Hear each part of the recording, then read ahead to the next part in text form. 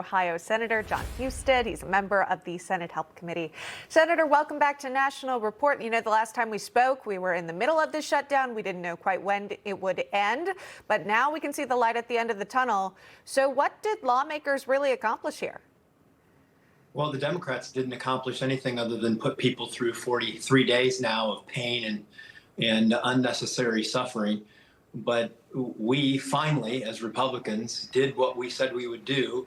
What would happen. 8 Democrats finally crossed over. They said no to Chuck Schumer. They said no to the radical left and said, okay, this madness has to come to an end. So finally, we got this accomplished in the Senate. And now hopefully the House will get their vote done today and we can restore services to the American people, particularly air traffic and other things that are just have been harming the lives of citizens across the country. Yeah, these federal workers getting their back pay, waiting for that, obviously moving into the holiday season. Aside from the holiday season, you need money to put food on the table and to put a roof over your head. SNAP benefits out there that are needed, those will be back in play as well. However this plays out, the New York Times put out an opinion piece on how this whole fiasco for Democrats could actually end up becoming, listen to this, a long-term win for the Democrat Party. They said this, quote, this is just a snippet, if you will, in holding out for weeks while Republicans refused to extend the health tax credits and Mr. Trump went to court to deny low-income Americans SNAP food benefits, Democrats also honed their main message going into 2026 that Republicans who control all of government have done nothing to address voters' concerns that the cost of living is too high.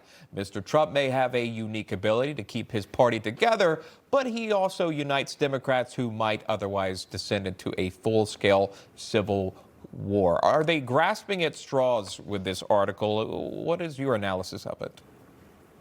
Well, the Democrats have been taken over by the radical left, and I care about affordability too. I care about the fact that since Obamacare was put in place, healthcare inflation has been the #1 driver of inflation in this country. And the Democrats put that in place, not Republicans.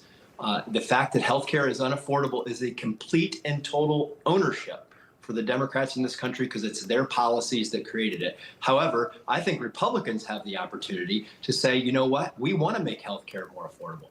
We want to empower consumers. We want to stop sending payments directly to insurance companies and give consumers the ability to shop for their health care and drive down the cost. And by the way, eliminate all the fraud that we know is in the system that Democrats allowed to have that happen. So I think it's an opportunity for Republicans right now to say, hey, we're responsible. By the way, we also gave working families the largest tax cut they've ever had in American history, eliminated taxes on tips and overtime, cut taxes on Social Security. So we're letting people keep more of what they earn. We're going to attack the bad policies that Democrats put in place with Obamacare, show that there's a pathway forward to make things more affordable, open up. One of the things you see that have dramatically gone down since last year are gas prices because we eliminated all the Biden era prohibitions on drilling and so forth on energy. So we're making our case and we will be successful.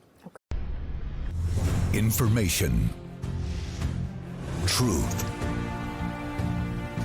is freedom. Is Newsmax.